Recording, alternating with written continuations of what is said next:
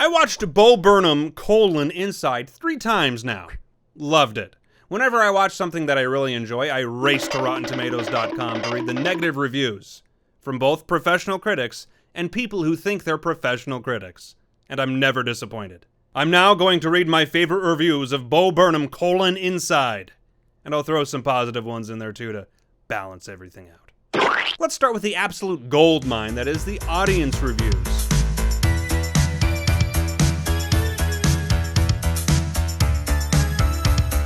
It's remarkable. It's a one-man musical show like no other. This is the piece of quarantine art we will think about and watch for years to come. Hilarious and painful to watch at times. It reflects all the highs of lows of being stuck inside in the midst of a world reckoning.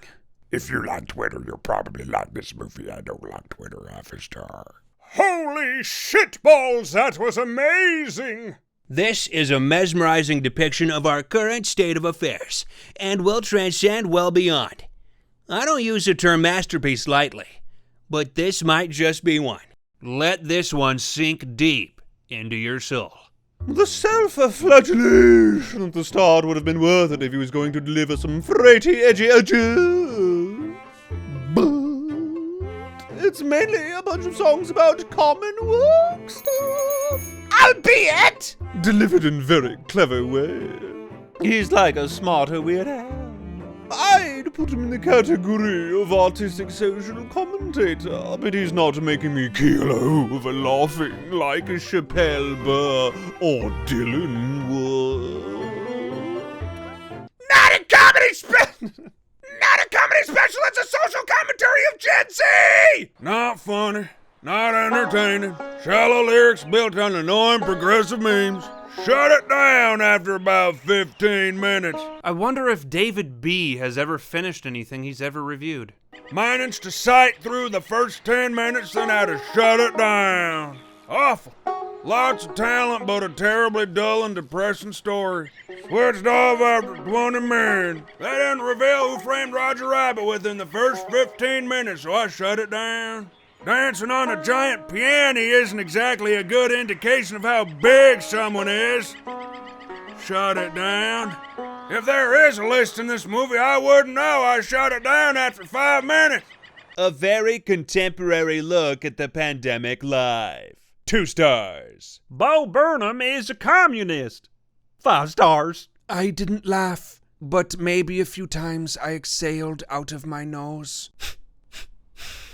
Those were a few examples.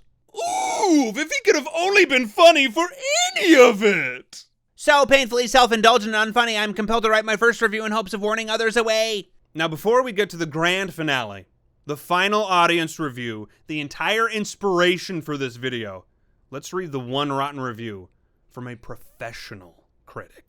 This guy gets paid. Yeah. Bo Burnham, always you wrestle inside, Bo Burnham, always you will. I'm Sonny Bunch, the riddle wizard. Answer me these riddles 3, only by then my review you shall see.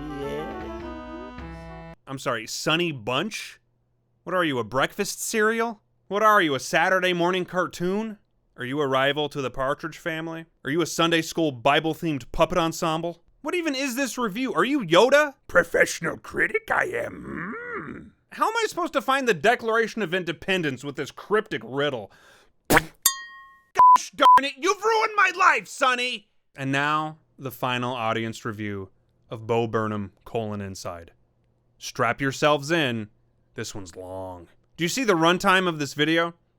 This comment is the rest of it. I thought this comedy special was only alright. I made some notes as I was watching this late at night, which I will share with you. You're welcome. I'm going to start with some of the things I disliked about this, and then continue on to the things I enjoyed. I am a musician and performer myself. Bo Burnham, Inside made me realize that either A, I am a good actor since this is how I act and I should do more theater and get paid too. Or B, I am a bad actor and Burnham should not be getting paid as much as he is for this. And it most certainly couldn't be C, I'm delusional? Why would it be that? This comedy special also felt like an amateur comedian had hired a professional film crew to shoot this. I will explain what I mean by this. I feel that this may have been better suited to a platform like YouTube rather than Netflix. I'd heard of Bo Burnham before, but wasn't sure who he is or what it is that he does. But after watching this, I am pretty sure he must be a YouTuber comedian. A lot of the jokes made in this are extremely similar to jokes I make when I'm around my friends without any premeditated thought. Oh, I'm really excited for your Netflix special, Sal O. Some jokes also felt forgettable and unoriginal to me. At times it felt like he was trying too hard to be edgy. I love dark humor, but some of his jokes here felt very much like he thought something was so dark when in reality it was quite tame. This wouldn't be a problem if these jokes were presented differently.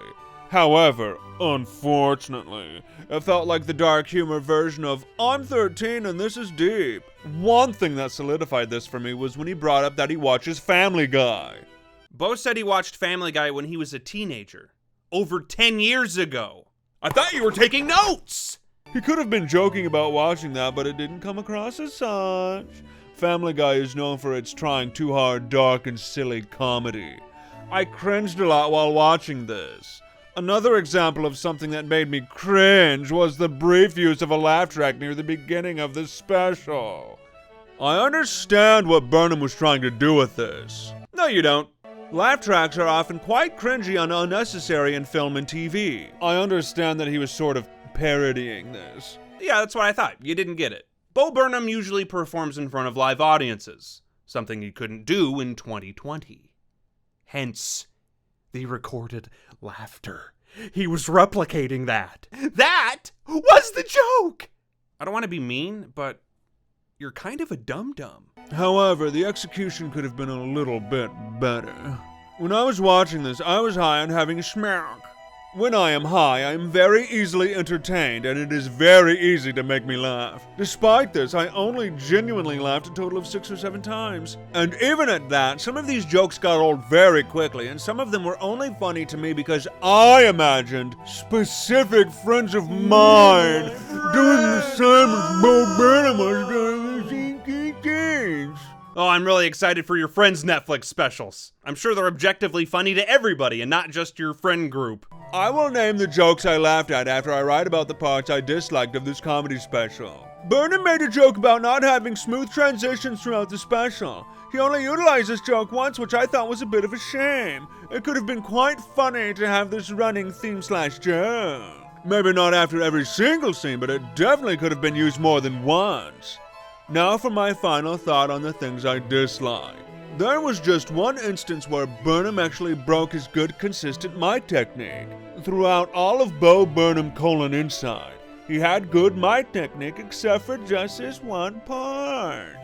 This is another reason I feel like this special would have been better suited for YouTube rather than Netflix. What jokes did I laugh at? No one asked. 1. Towards the start, there is a very brief clip of a piece of paper that said, "What if dogs could vape?" The context for this joke was not funny to me, and it did not feel original. Just the piece of paper on its own, out of context, is what made me laugh. 2. He's really numbering these things, isn't he? There was a brief clip where he is pretending to be speaking for a brand. He is saying is, and the repetition of the word is was the only thing that I laughed at during this sketch. 3. He sings "Is This Heaven?" while standing under some balloons in the shape of 27. A nod at the 27s Club. Are you the goatsy guy? 'Cause that was a stretch. Yes, finally got to use it. That was quite funny to me. 4. There was some subtle shade thrown at Gabby Hanna, which I had a small giggle about. 5. The joke about turning 30 only made me laugh because I was imagining a friend of mine doing what Burnham was doing during this clip. Had I never met this friend of mine, this joke would have been much less funny. Still a little funny though, I guess. Come on, Netflix, get your shit together. Give this guy and his friends their own comedy specials. I'm going on a hunger strike until you do this. I want to laugh at Sal and his friends. 6.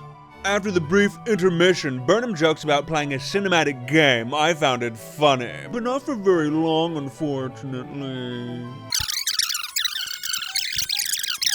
He even included some musical jokes, such as when he sang the lyrics, "Do always diminish," which was followed by a diminished interval in the instrumental. I do love those diminished intervals.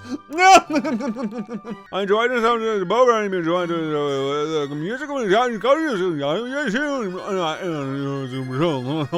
Some people will love it, others will hate it, some will find it. Thanks for rating if you made it this far. Show less. I'm afraid it's too late for that. Me and my friends. Me and my friends. Yes. Yes. Me and my friends. Me and my friends. That's me, Uno. Go watch Monster Lab.